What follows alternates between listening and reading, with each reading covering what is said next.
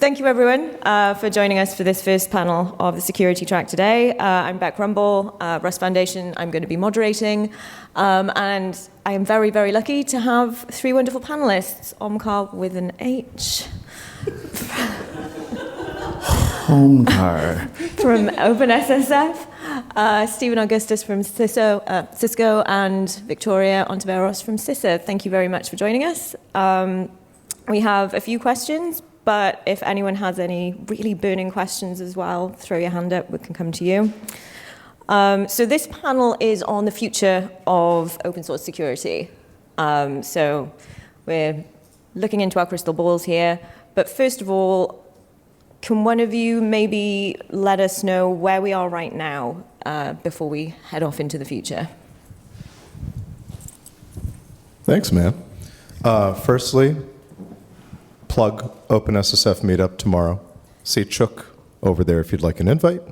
Where are we right now? So I think we ebb and flow between feeling really confident about our position, using wonderful technologies like SigStore or implementing SBOMs, and then a run-C vulnerability comes up and smacks you in the face, and you're like, oh man, what happened?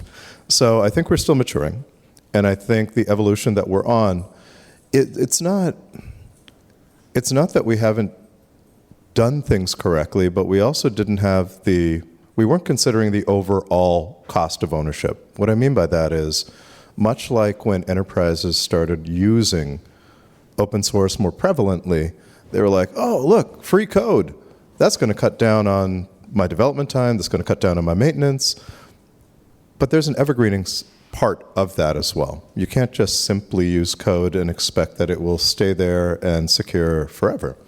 And I think where we are right now is we're coming to grips with that reality as unsavory folks on the internet continue to remind us. But my hope is that in the future, we're going to get to a place, as anybody that's been in security for a reasonable amount of time will attest, you can't quality control security in. To quote Dr. SBOM, we need to be secure by design. And I think the more that becomes a method of developing and designing software, being a bolt-on after the fact, but I don't think we're there right now. I think from a government perspective, one really great thing recently is that we've realized the power of the open source community, and instead of saying, oh, we use software every day, now I think we know, okay, there are different kinds of software, and open source is sort of the foundation of a lot of it. And so we're turning towards trying to get a better understanding of what open source software are we using, what dependencies are there, how do we interact with the community, how do we harness all of the resources that this community already has at its disposal to better secure both federal ecosystem software, but also critical infrastructure that's going to impact a lot of people's lives. Yeah, I think we're. Up until this point, we've been in a pretty reactive state. For anyone who's in the audience who's an open source software maintainer, receiving a vulnerability report, especially if it's not responsibly disclosed, is always a fun moment. It's the hey, I think I'm not going to be working on what I thought I was going to be working on today, right? But I think on the global forum, we're in this really interesting moment where you've got software consumers, and you've got open source practitioners, and you've got government officials kind of like getting in the same room and having that conversation. And again, like this is a really interesting moment, right? This is the second time we're doing this conference, and just the depth of and kind of the breadth of the communities that are kind of in the room right now. We're having these really interesting conversations that are cutting across axes that we haven't had an opportunity to yet. So I think it's a moment for us to. It's a really exciting moment for me. For us to like just get on board and figure out like how we're moving forward together, right? And moving towards that proactive state instead of reactive. Yeah, it's amazing, really. Like 2 or 3 years ago, we wouldn't be here having this kind of conversation, right? It was always, as you've all kind of said, bolt on rather than bake in at that point. So it's really amazing. that we've actually come quite a long way in having these conversations in a relatively short amount of time. So you all, very, very different organizations represented here. What thus far have been your kind of bigger successes in terms of securing open source? So I'll start since I have the mic. So I'm kind of, I have multiple personalities within the open source community, and I think within the company. I act as, depending on the day, I might be the first line for vulnerability management. I'm an Open SSF, so Open Source Security Foundation governing board member, but I'm also a contributor to the projects within the Open SSF. I am a maintainer of Scorecard, if you've ever heard of that really cool thing. I'm a maintainer of that. So my concerns, I think, from the company perspective, it's definitely like some of the conversations we're having is, how do we reason about something that might get reported on the PCERT level, right? So the product security incident response team that is actually related to an open source vulnerability, right? Learning how, they're learning internally how to manage that, right? Realizing that we have resources like an OSPO, so I run the OSPO at Cisco, to kind of lean on, right? And share knowledge. On the open source side, I have a few hats. I also run the team that releases Kubernetes. So we get a lot of vulnerability reports, and we work very closely with our security response committee to make sure that those are released securely, safely, and thoughtfully for the community. So lots of different range, but I think it's hard to figure out what hat you're supposed to be wearing at any one point, right? Yeah, because Victoria, at Sister, you've been doing so much, it seems, this sort of past year or so. What are your kind of key highlights? I can't take complete credit for this. I'm very SBOM focused, but I'm going to hype up our OSS team, who helped produce had input on the CISA OSS roadmap. So it's what are CISA's priorities in addressing open source software security. One of those is, how do we see what the federal government is using in terms of open source? Another is working more closely with the open source community, figuring out how to build that relationship and then manage that relationship to make software as a whole more secure. How are in terms of next steps, because it's sort of very decentralized, it needs like a unique approach, and one of those is maybe working with centralized package managers to begin to make these steps forward. And then there was also the request for information to get public comment from anyone involved. One of them was Rust. That came out of ONCD, just to get input from the community on how do we work with software security for open source. And there were over 100 comments, which were such fun to read. I'm sure they were. Omkar, anything to report? Yeah, this has been, so I joined OpenSSF on May 1st, and it's been a build year. So much like refactoring code, you're not seeing a lot of stuff in the UI, but I assure you there's been a lot of work under the cover. In addition to that, in recognition, a good security outcome with open source requires cooperation from our friends in private sector, our friends in public sector, and the community itself. And the amount of convening that we've been able to do, whether it be at the White House, whether it be in Japan, whether it be at the EU Commission, to get everybody on the same page.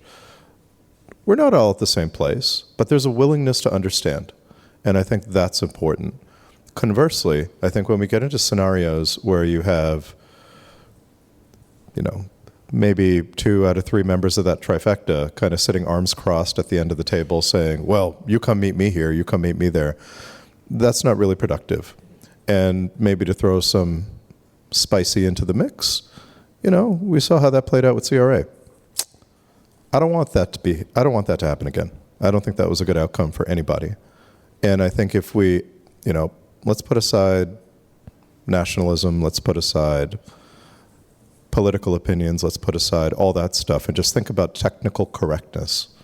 What we want to be able to do is, no matter where you are in the world, come to a scenario where the technically correct thing is being advocated for.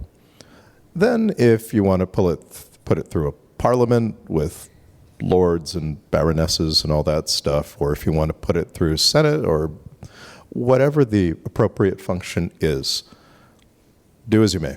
But if it's technically correct, it's technically correct. And we want to ensure that everybody enjoys secure open source software as a public good. So what do you see as the biggest challenges in, not just the really short term, but kind of 5 to 10 years? The tech landscape moves very, very quickly. Security is going to have to keep up. What are you foreseeing? I think as we adapt to recognizing the unique properties of the open source community, right? For those of you that have developed software in corporate, you have an SDLC. When you want to make something more secure, you insert the right bits in the SDLC, or you advocate the use of a secure library for handling things like cryptography. And that's really easy to do top-down. The open source community is not top-down. So figuring out the right way to reason over where to put those controls in to achieve that technical correctness that I was mentioning earlier. I think you made a great comment about doing things like working with package managers. Those are the watering holes of our community, and if we want good outcomes, starting there, rather than top-down edicts saying thou shalt and here's legislation, that could be helpful. Legislation can be helpful as well, but I think the two in cooperation and meeting in the middle is where we need to go to in the future. I also think we need to provide the right incentives. As Stephen was saying earlier, like as a maintainer, if I'm sitting at home and I'm burning down a new feature and suddenly an O-Day comes in under embargo, I'm like, oh man. We have to create the right ecosystem to encourage that kind of react or provide the right means for the reactive side of security to occur, because inevitably it will have to. Open Source Summit North America, we're going to be having a Securing Open Source Software Summit in Seattle in April. We're going to be doing a tabletop exercise. Our friends from Control Plane are going to be helping to facilitate. And for those that haven't been in security for a long time, like a lot of our maintainers, it'll give you a playbook through which you can walk through, hey, vulnerability identified, now what do I do?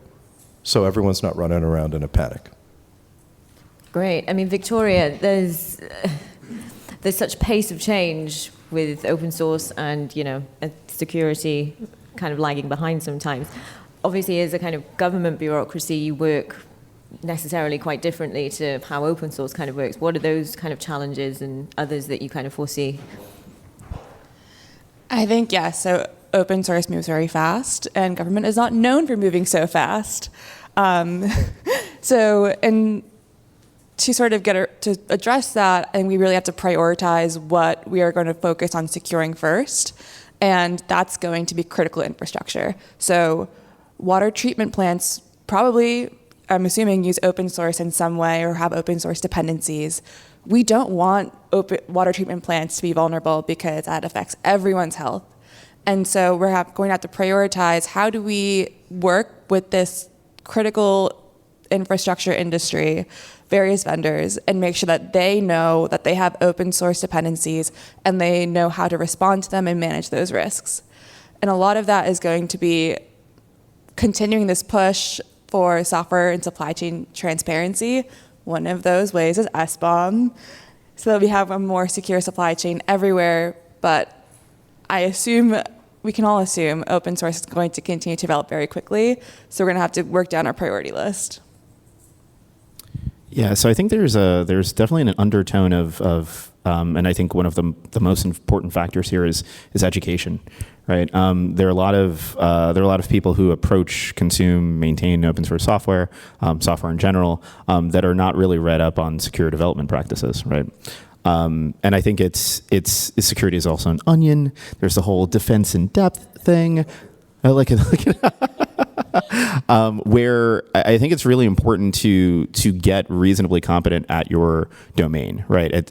We're not expecting you to learn everything, right? And it's not really possible to hold everything in your head. So I think there's a curiosity that's required. There's an education component that we have a responsibility as security professionals to provide. Excuse me, I'm not really a security professional, but these folks are. But I was having a chat at FOSDEM with Filippo, who's a pretty well-known cryptographer, and he was remarking on just some of the folks who are working on crypto libraries that are actually like really good, and they're actually more competent than they think they are.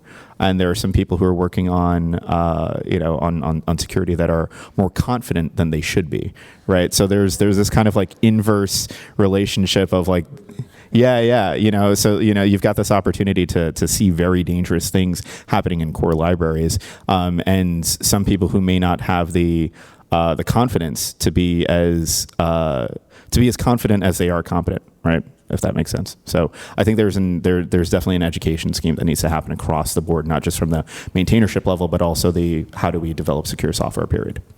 Yeah, absolutely. And Victoria, you were saying earlier as well that trying to kind of reach people where they are and educate them, there are so very many stakeholders that this touches. From a CISA point of view, what is your role in that? I think, I'm going to start off with an ask for the open source community, is educate the people who are not a part of the open source community, because I think there's a sort of a misunderstanding, because I also had this misunderstanding, that there is a direct parallel between how open source software is developed and how other software is developed. And it's not, because it's people who maintain these libraries and develop this software and post it openly because they want to and they're passionate about it and they care and think it's important. And so you can't say, hi, there's a dependency, fix it now, because that's not how it works. But I think there's a misunderstanding sometimes in the upper echelons of the bureaucracy of how we can make that change. And so I recently learned that's not how you do it. And that's something that we're continuing to advocate for as we talk to our fellow agencies and other people across the software community, that we need to change how we're communicating with the open source industry. So if you can, when you find someone, you're like, hey, I think you're misunderstanding, that would be helpful, I think, to the entire process. And Omkar, OpenSSF, what is your big ask to kind of help secure the future of open source? Firstly, I have stickers. Anybody wants stickers, come see me afterwards. I know that is the currency of open source. Get involved. Literally, openssf.org/get involved.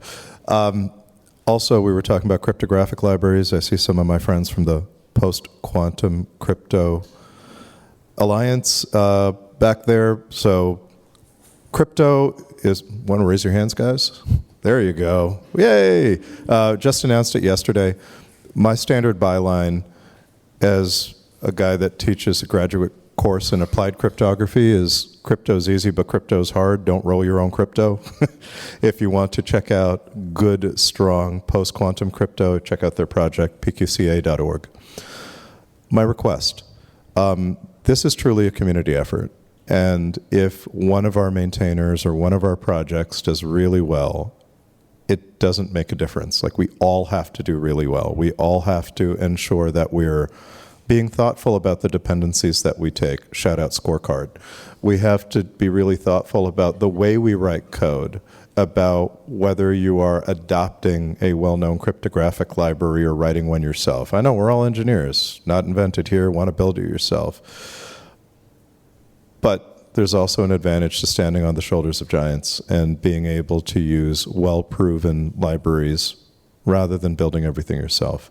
And that's the spirit of open source. But more than anything, it's really a cultural thing. Like, it's okay to get it wrong, but let's ensure we have a durable way of getting it right. And, to reflect back on the tenets of SRE culture, blameless postmortems, conduct vulnerability assessments thoughtfully and as unemotionally as you can. Do threat modeling. These are all things that the open source community has done in different ways and perhaps inconsistently, but a little forethought can go a long way when writing software. And again, if you resign yourself to the inevitability that there will be a vulnerability, having a well-practiced and boring way to handle the incident, nobody likes exciting incidents. I think that's where I'd focus. And you've picked up several times on kind of that we're all in this together. You said earlier about it shouldn't matter where you are in the world. Unfortunately, we live in a world that is affected by geopolitical pressures that are not of our own making in open source. Do you see that having an impact on our ability to do good security in open source, kind of going forward? I'd like to say it doesn't, but the sad reality is it does. And it's going to, maybe back to Victoria's point, educating, I don't mean to get too philosophical here, but at the end of the day, most governments tend to advocate for the fact that they're here to serve their populace. So help educate the public sector. Help educate the private sector who's there to commercially benefit from your interest. Help educate people as to what the right things are to do with the open source community, be it by method of engagement, be it by the security practices that you want to see. Vote at the ballot box, vote with your dollars. Ensure that you're being an advocate for this. I know if nothing else, our community are passionate advocates on a number of different causes. Make security that cause. And I think by unifying behind security, my hope is that we have a fairly consistent outcome. Like, nobody's going to argue that security's bad, I hope. We may have different views on privacy, we may have different views on analytics, but if we all advocate for a good and secure outcome, I think that gets us to where we need to be. And hopefully, and while I was a bit snarky about the CRA earlier, I genuinely don't think the EU Commission was being nefarious in what they were trying to do. They genuinely just didn't know how to engage well with the community. And that's an opportunity for us to meet them where they're at, versus the image I'd painted earlier with the, two proverbial people at either end of the table with their arms crossed.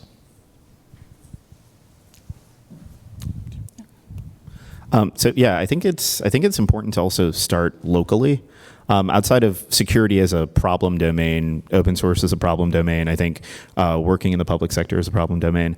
But I think about my thought process when I'm considering picking up hey, should I write this or build? Should I build this or import something, right? And the first thing I do, and again, shout out to Scorecard.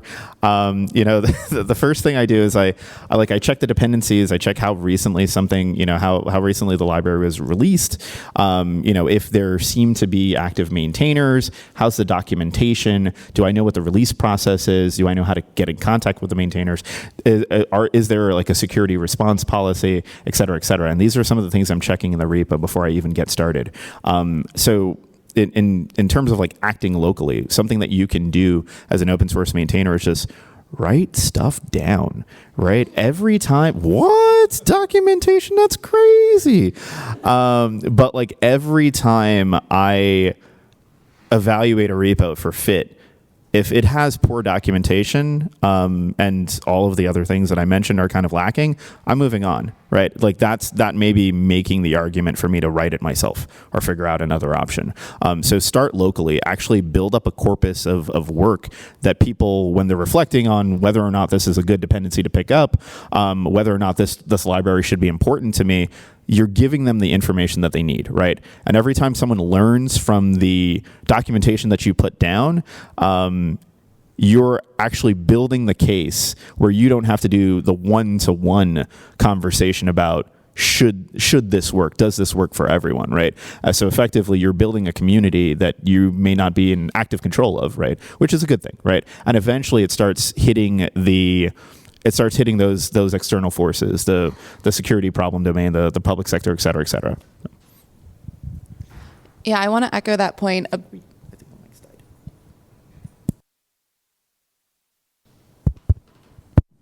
We're good. Okay, cool. We're good. Okay. I wanted to echo that point about transparency and how, so there's this idea of known badness. You're going to have to mitigate this or work with this known badness, but you can only do that when you know what it is. And so I'm going to shout out SBOM here and say transparency and one of these data points can be location of or where it was originated. So then you know more information about this and about this piece of software component, library, whatever it is, and you can make risk management decisions based on that. So one way to address this issue is just be more transparent when you're developing software. Put your SBOM somewhere that everyone can find it, so that future users down the road can then make their decisions based on all the information that they have in hand. Great. Well, we only have a couple of minutes left. I want to give you all a final word, but I see an immediate hand going up. I love that. I love the enthusiasm.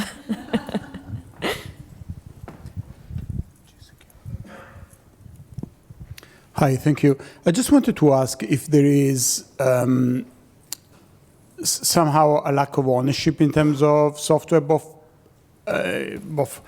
from private software from company and open source, in the sense that there is maybe a lack of accountability, like in terms of quality, in terms of security, and whether some of the efforts, as Bowman mentioned, Scott Cardell mentioned, some of the efforts that are going on are kind of trying to fill that gap in a way and audit what's out there. But is there a need for more sense of ownership and accountability?